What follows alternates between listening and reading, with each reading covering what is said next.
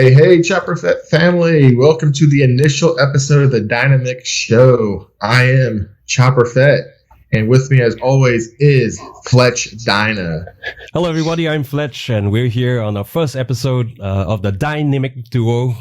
Trying to get that right, even that we screw up as well. But today it will be the inaugural episode in which Chopperfett and myself will be talking about several things across all the episodes, and today's topic is seats. Yes, of seat topics. Exactly. It's all about the butt. I said what in the butt. I said what in the butt. Yep. Right. It's all about the butt. I mean, that's what it always should be about. People buy bars, they buy this and that, which does add to some creature comforts, but you got to get the butt right, because if the butt hurts, the rest of you is going to hurt. That's all it comes down to. I know, right? So we Harley guys are all the same, right? The first thing we do is when we get a brand new bike, we go for the bars, we go for the fairings, we go for all the little blings. You know, then the first time we do our first 100-mile ride, and when we reach at the end of it, your butt wishes you left it home. Right? Oh, for sure. No, for sure. I remember the very first time I got my bike, and it's like, okay, you think maybe I'm a new rider or something like that. I mean, it's a stock seat. You don't even know at that point in time that you can change out a seat, maybe. I mean, if you're a first time, and so, you know, you get like 60 miles in, it's like, oh, why? Oh, man. How do these people do 500 miles in a day? How do they do these Iron Butt challenges? There's no way I'll ever do that. And then it's just like, oh, you learn you can change the seats, but then you choose the wrong seat over and over and over. I think I'm on seat number 10 right now, if that tells you how many times I've screwed up in my adventures, man. I know. Hey, guys, you know, if you haven't seen it yet, check out Chopperfett's review on the various seats that he has. You can check it out in the cards above and in the link below. But, you know, Brett, what was the first thing that you thought about when you were going about getting these seats?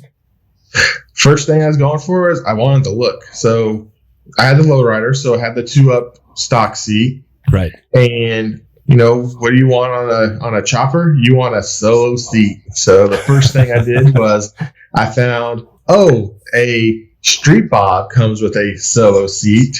So I paid $60 thinking I just scored a great deal. And so I get it in, I install it, I sit on it, I go 5 miles. And I'm like, I did this way wrong. I was like, no wonder this thing was only $60.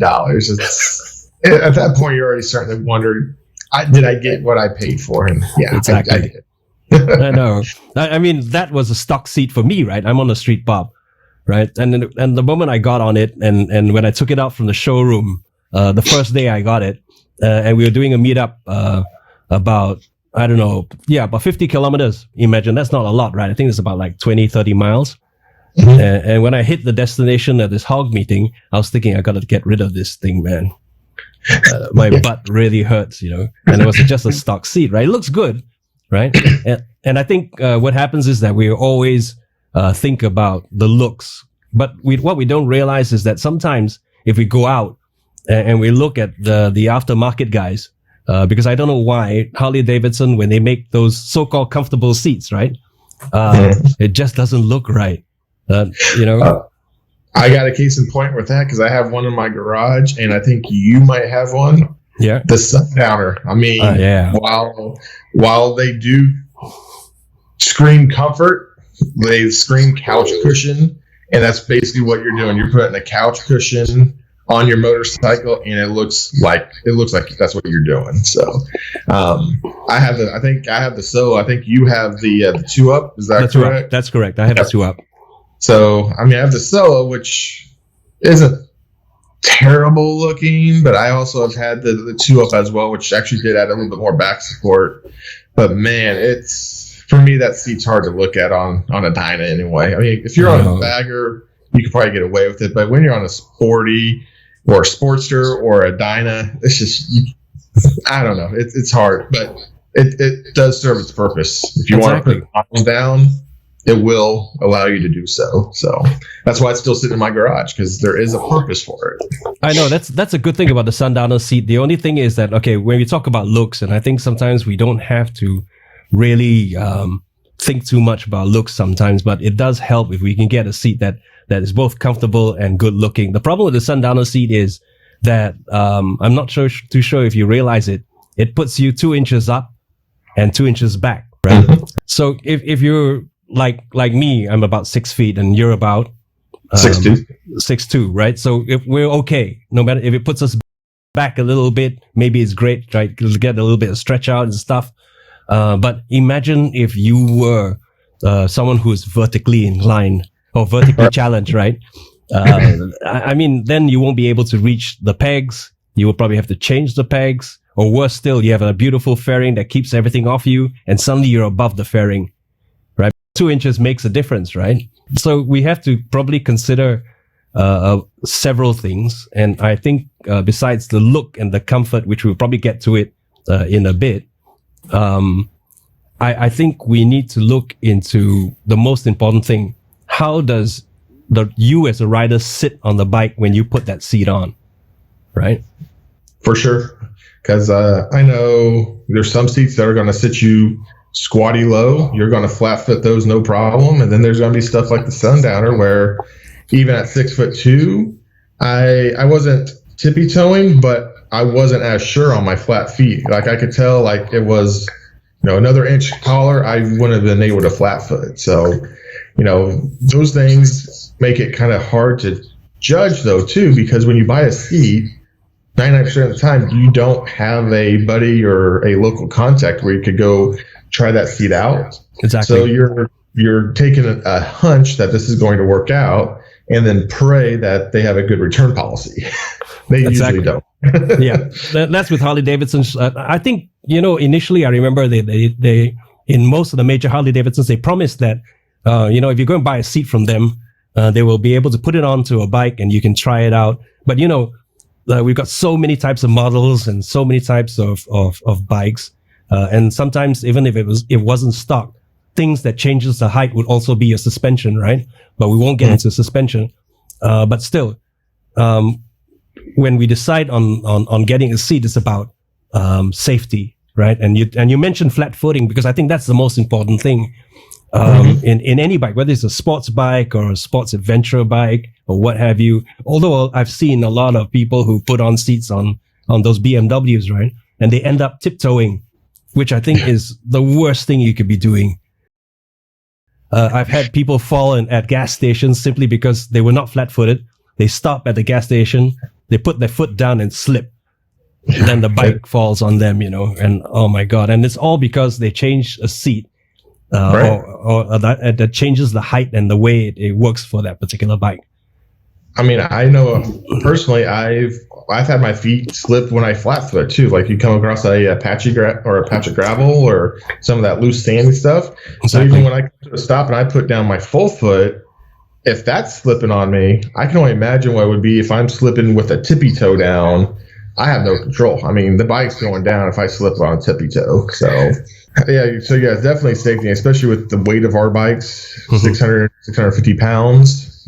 And then you add in, fuel, and big guy like myself. I mean, we're pushing probably about 900 pounds when it's all said and done. Exactly. And if you're unstable when you're sitting there just at a stoplight, it's hard to control, especially like on a windy day. Even on a windy day, you can feel that adjustment coming left and right. And so the nice thing about Harley Davidson is you can go online. I can put in 2009 Dyna Lowrider. I know my seat height is 26.5 inches tall from the ground. Right. So you can look at the specs of other seats. And so like your Sundowner seat, for example, there's enough research out there to say, hey, this is going to raise you up 2 or 3 inches and sit you back. You can go ahead and do a measurement. You can add some pillows to your stock seat to kind of try it out. That's a good idea. You buy it. That's why I ended up doing it eventually on my saddle. I was like, okay, before I drop $450, I want to make sure the positioning is good. Exactly. Luckily, it was perfect. It's perfect. I'm never getting rid of that seat. But yeah, it's one of those things where it took me to my ninth seat or so before I started doing these other things, because everything else was more impulse. Like, oh, it's for sale, it's used, it's great. And then it's just like, I need to start using my brain instead of the other side of the brain that's like, ooh, that looks good. I need to use the side of the brain that's like, it looks pretty good, but it's going to be perfect for your ride. So exactly. I think inversely from what you just said, which is exactly right. You have all the specs there. You know exactly what the height is. Take out a tape measure, measure it, and so forth. But on the flip side, where you bought yourself a bike, and you realize that for whatever reason you can't change, say the position of the pegs. FXDR is a good example of one of those bikes. You can't. I actually asked, say if you decided that for such a powerful bike, or well, should I say for a performance bike, right? That you should have mids, man. So then you can just throw it around the corners. You get more control and all that. Forward controls, man, it's not a cruising bike, right? But when you get someone who is vertically challenged and they're just barely touching, because I have a friend who owns an FXDR and he's about 5'9", and he's just barely touching the pegs, right? Yeah. So then you choose a seat that puts you forward. Right? So those are the things to consider, right?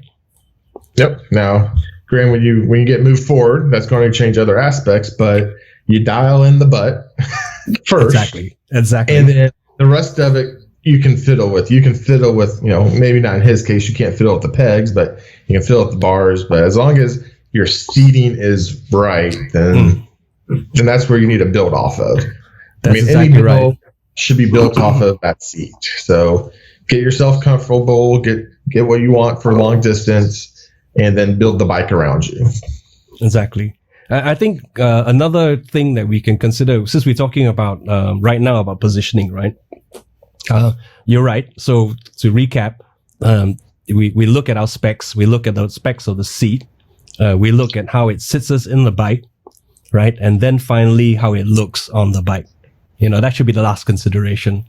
What was the other thing that you decided on when you bought those seats?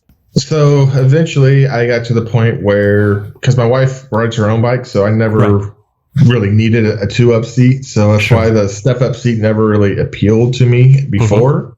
But then you kind of get used to seeing them more and more and more. And then you realize that step-up, well, maybe it's not so good for a passenger, but the back support. If you want something that will lock you in place, that's another thing. Is there's so many stock seats and everything that when you rip on the throttle, you're kind of feeling that slide back to where that's exactly right. Another way to be in an unsure ride. So you have your tippy toe, then you have this whole smooth leather thing, which kind of makes you slide around. Those kind of things will help, kind of hinder your confidence when you're riding. It's like, okay, maybe I should just take it even easier. And then when you get into that emergency situation, you actually have to gun it. You're not going to know how you're supposed to react to it. So exactly. This is exactly what we don't realize as well. And I think they don't realize how important it is, because whether it's a 96 or 103 or Milwaukee 8, you have a lot of power underneath that's underneath you, right? And when you twist the throttle to get forward, or you push off from a start, or you're just simply overtaking, you're putting a little bit more power than usual. And I think the way the seat is made is one factor, right? The material that you slip and slide and so forth. And with the case of the Saddleman, in your case, you have your lumbar support, right? Because you have a step-up seat behind. Now, in my case, I got the Mustang.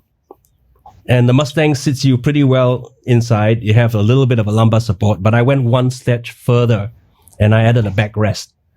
So no matter what speed I'm going at, no matter how full on I'm being pushed back, I have that backrest that's keeping me in place. So at all times, I'm keeping in place. If I'm looking at it right now in your background there, and I feel like on that you could kind of stretch out your arms and just kind of pop your back if you needed to against it. That would be ideal. It really is. How easy does it detach easy? Like if you wanted to, or is it you just leave it on at all times? Oh, you can detach it. It's detachable, right? In fact, if you buy the Mustang, as an example, if you choose to get one with a backrest, make sure it's detachable. And if it's for 2-up, they even have a backrest similar like that for the passenger as well. So, nice. Those are the interesting choices as well. So you have already full support. You're not slipping and sliding, as you mentioned, right? Because of the material. And then finally, of course, if you have something that has a good lumbar support, if you're talking about Harley seats, the Sundowner, I believe, has some kind of lumbar support. But as we mentioned earlier, it puts you too higher up and too far back, right? Right. But with the case of the Mustangs, you have that backrest, or you have the choice of having that backrest, so that you don't get pushed back, or you're not at high speeds hanging on for dear life on your handlebars, right? At the end of the ride, you feel as if you just had a workout or something, which is good and bad. I don't know how you look at it, right? But at least you had a little bit of a workout, but you're totally knackered at the end of that particular ride, which probably comes down to our next bit, which is comfort, right? So when you look at your seats, in terms of comfort, how do you judge that it should be comfortable? I'm a guy who likes a firm mattress. I don't like soft mattress. So, that's why gel padding works good for me, because even when it's broken, it's still a very firm seat, but I can go all day. I work from home. I work on a kitchen chair because it's firm, and I don't need all the cushiony of everything else. So that's just me personally. That's my personal preference. Correct. So when I wanted a seat, when I read that all this thing's firm, it's going to take a long time to break in, I was like, give it to me. I want to try this out. But it kind of takes, when you're talking about comfort and everything else, it also, you have to factor in one more thing, and we kind of briefly touched on earlier, is that passenger. Because for my seat, the Saddleman step up, unless she is 5 foot nothing, like 90 pounds, that Saddleman step part is not going to do anyone any good. So that's another thing. Like, that's where the Sundowner, for example, the 2-up Sundowner, very plush on top. So, again, if you're going on the long distance with the passenger on the pillion, you got to also kind of think of their comfort as well, because otherwise you're going to be stopping every 30 minutes for a stretch break, things like that. So just more things to consider when, looking at, that seat looks good. And then the missus is like, yeah, but I'm going to be hanging off that thing. All right. So. No, that's true. That's true. I think what happens is that in terms of comfort, you're right. And I totally agree with you. I think taking a look at the gel, taking a look at the amount of cushion inside. And I think if it's too soft anyway, it's not going to do you any good, right? It's not supposed to be that way. If it's going to be, every seat has to be broken in. But if it takes too short a time to break in, then I don't think that's a seat for you. It should still be, it's all about support anyway. And I think one of the other things that we don't realize is the width of the seat itself, right? I have a huge butt, so so I have to make sure that so for people like the both of us who have big ass, if you like big asses, come look for us. I like big butts and I cannot lie. You other brothers can't deny that when a girl walks in with an itty bitty waist and a round thing. But and ultimately we have to make sure that the seat covers the width of your ass. I mean, sorry to say that, but it's the truth. And what makes a good comfortable seat is that if it's 14 inches, that's not going to help you a lot, right? It looks good, it's slim, great for a bike, great for the Dynas, especially all those Dynas bros. We like to go for all those slim seats and all that. Trust me, you're not going to survive a 100-mile trip. It's got to be wide enough for you to sit comfortably, like in a chair, right? If you look at your regular chairs, they're between 15 to 16 inches in width, right? Go out and take a measuring tape and trust me, I'm right, right? To the guys out there. And it will be the same for the pillion seats. Okay, for them, we're obviously talking about our loved ones. And obviously you can't put a 16-inch seat behind you either, but I think it goes to about 14 inches, and I think it should be all right for them on long distance. I've had my ex-girlfriend on my Sundowner seat, and it was about 14.5 inches behind. And she was saying to me, "That's great, man. I could have fallen asleep behind. It was so comfortable." That's what she said to me. She was on her Pokemon and stuff. I was looking at the mirror and thinking, she's so comfortable. She's on her phone playing Pokemon while I'm doing 140, you know. Man, that's crazy. But I think the kilometers, 140 kilometers. People. Kilometers, yeah. It's not miles an hour. It's kilometers an hour. So I think that's about 80 miles an hour, which is still pretty fast, right? It's funny thing that you mentioned about the wick thing. So my dad rides a 2002 Fat Boy, right? And so again, it's naturally a comfortable bike anyway. It came with a Sundowner 2-up on it. He's been in the market for wanting a solo seat because my mom doesn't ride a ton with him, so he just wants something to slim it down, right? That's what we're all. Again, it's the look, right?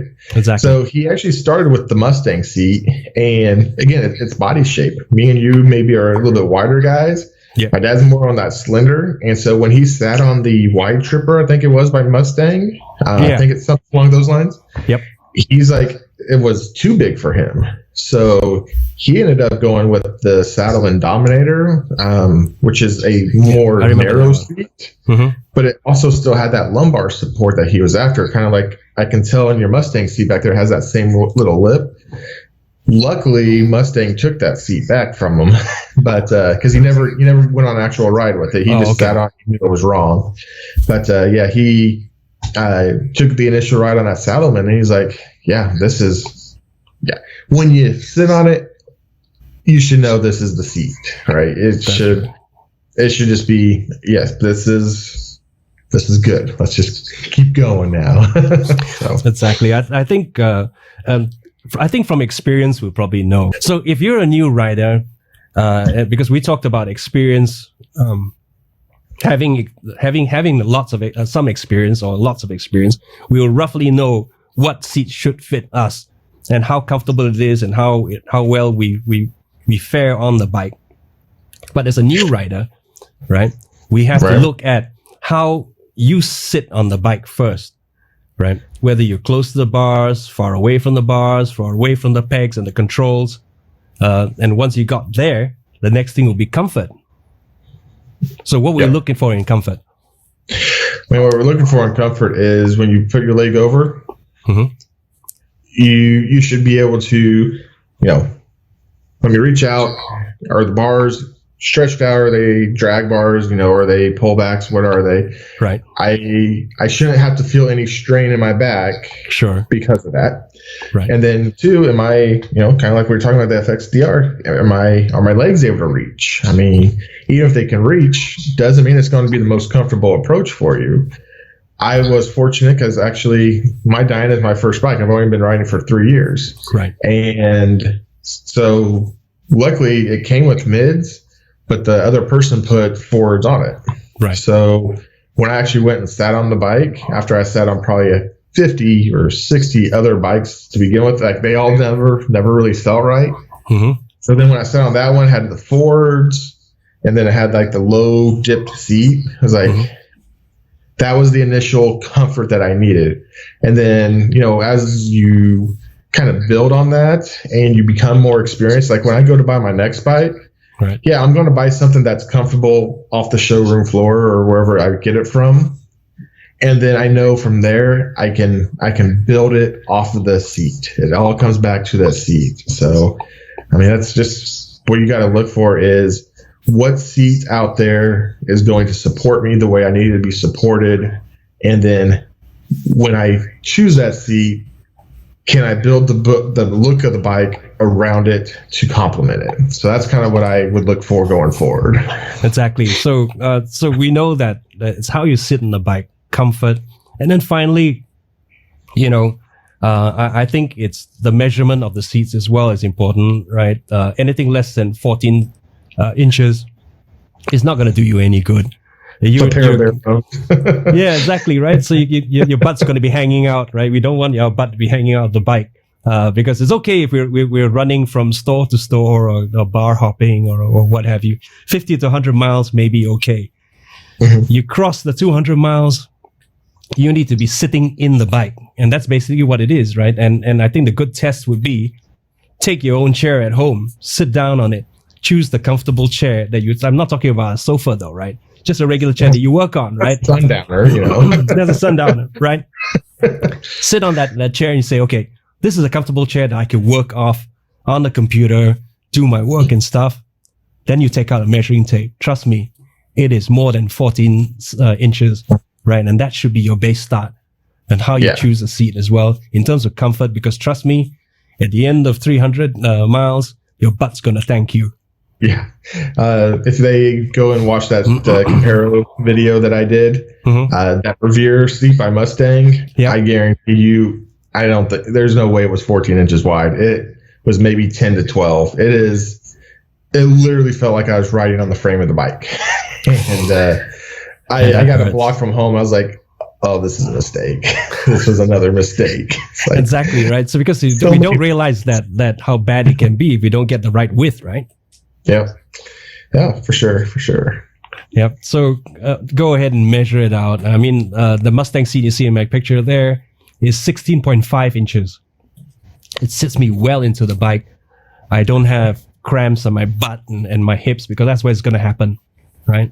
Then you'll be able to drive. Put about 1,000 miles on that in one day on that seat. Impressive. Didn't feel it. It was so comfortable, right? Yeah. You can't say I'm there with the step up yet. What I have done to extend the time though is, if you don't have anyone behind you, you actually, if you're tall enough like I am, you can actually raise yourself up and you can sit on the pillion part for a little bit, and it just kind of changes your position enough to kind of relax your back a little bit. And then when you sit back down into the saddle again, it's like, it's good again. So, I think my longest setting at one time before taking a break is about 110 miles on it. Right. And, feeling a little sore at that point, but, a 5-minute walk around after 110 miles, I'm ready to go another 110. It's just, I can only be hunched over no matter what seat I'm on for, any length of time. About an hour and a half, So, after that, I need a little stretcher anyway. So that's right. I mean, it's true. I don't think there's any seat out there that you can just go straight. Well, maybe you could go 250 miles in one stop. Maybe if you have a big bagger type thing, or trike. Could probably do it on a trike. But I think in general, from my own experience, I think even those guys who are on baggers, because I travel with a couple of baggers as well, and I can see that it's roughly between 150 to 200 miles that we decide to do a stop. Not for petrol or anything else, but and also for petrol. But that's about the limit you can take anyway, no matter how comfortable your seat is. But it's good that you brought up this one last point that you were talking about your two up and everything else. That's your lumbar region, right? Your back region. You need to make sure that you choose a seat that you have a support on, because a lot of those great looking seats has zero support altogether, right? Even if you're doing short distances as well, you're going to really feel it. It's really going to hit home when you literally stop. And then, it's not just your butt that hurts, it's your back, right? And if you come to my age, for instance, and that's when it's starting to really be bad. I'm 57, by the way, and as you get older, we're not young like Chopperfett. We're not young like those other guys, Dude, I'm 40, dude. I'm not young anymore. Exactly. So when you're getting there, I think we need to take care of our bodies a little bit. And I think the lumbar support helps a lot because, if you have back problems and everything else, if you choose a seat that looks great, but, further down the road, you're going to have back problems and so forth because you didn't choose the right seat. I think that's the most important thing. Right? Yep. I agree, man. Couldn't have said it better. Okay, so I think we've covered just about everything in today's episode, our first episode. Yay! Yay! Exactly. So I think that's just about it for today's episode. Please do leave your comments below. Let us know about the seats that you chose and why you chose them.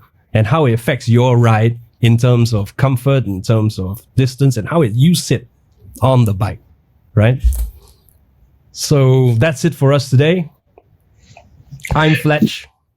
And I'm Chopperfett, and you'll catch us next week on Fletch's channel, where we talk about suspension, the sister to seats, as far as getting that comfort for you. So stay tuned. As always, I'll catch you on the next dark side, as this is the way. Chopperfett out.